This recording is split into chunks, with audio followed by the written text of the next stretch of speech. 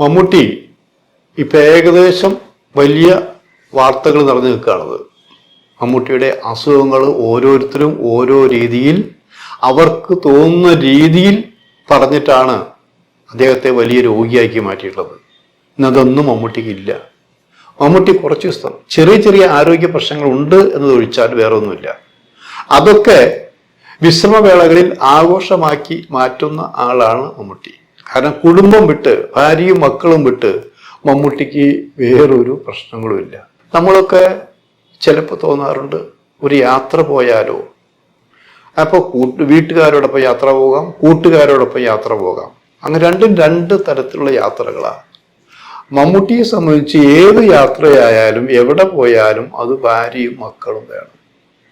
അവരില്ലാതെ ഒരു ജീവിതത്തെക്കുറിച്ച് മമ്മൂട്ടി ചിന്തിക്കാൻ പറ്റില്ല.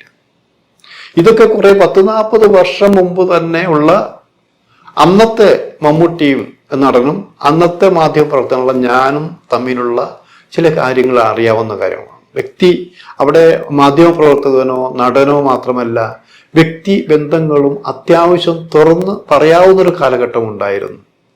അപ്പോൾ എന്ത് പറഞ്ഞാലും മമ്മൂട്ടിക്ക് വീട്ടിൽ പോകണം, ഭാര്യയെ കാണണം, മക്കളെ കാണണം. കല്യാണം കഴിഞ്ഞ അവസരത്തിൽ ഭാര്യയെ കാണണം, കുട്ടികളുണ്ടായ കുട്ടികളെ കാണണം.